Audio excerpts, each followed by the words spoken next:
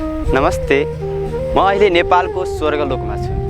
हेर्न सक्नुहुन्छ तपाईहरूले नेपालको एकदमै आनन्ददायक दृश्यहरू देखिएका छन्, भ्यूहरू एकदमै आकर्षित देखिएका छन्, हरियाली एकदम चियाको बगैँचाहरू छन्।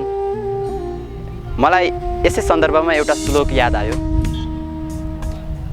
अनेक पुष्पफलितं वृक्षं पश्यति यः सदा न स दुर्गतिमवाप्नोति स्वर्गलोके महीयते। जसले सधैँ फल र फुलको भरिएका रुख बिरुवाहरूको रक्षा गर्छ, जसले यी हरियालीहरूलाई देख्छ र त्यसको रक्षा गर्छ र कसैले कहिले दुःख भोग्नु पर्दैन, त्यस्तो व्यक्तिले पृथ्वीको स्वर्ग सुख प्राप्त गर्न सक्छ। यस्तो दृश्यहरू देखेर यस्तो तपाईहरू पनि पक्कै यो दृश्य अवलोकन गर्न अवश्य आउनुहुनेछ भन्ने मलाई आशा छ।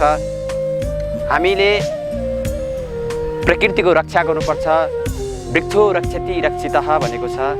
यदि वृक्षको रक्षा गरियो भने वृक्षले हाम्रो अवश्य रक्षा गर्नेछ। साँच्चै इलामका यी डाँडा काँडा हेर्नुहोस् त, यो सुन्दरता हाम्रो मन मात्र होइन, हाम्रो आत्मालाई पनि शान्ति दिन्छ। प्रकृतिको रमणीय वातावरणमा हामी आनन्दभूति गर्न पाउँछौँ भन्दै तपाईँ अवश्य आउनुहुनेछ भन्दै प्रकृतिलाई माया गरौँ, प्रकृतिको रक्षा गरौँ र यी इलामका तपाईलाई कुन ठाउँ एकदमै मनपर्छ, आकर्षित लाग्छ, तपाईँ कमेन्टमा अवश्य लेख्न नभुल्नुहोला। हस्त धन्यवाद।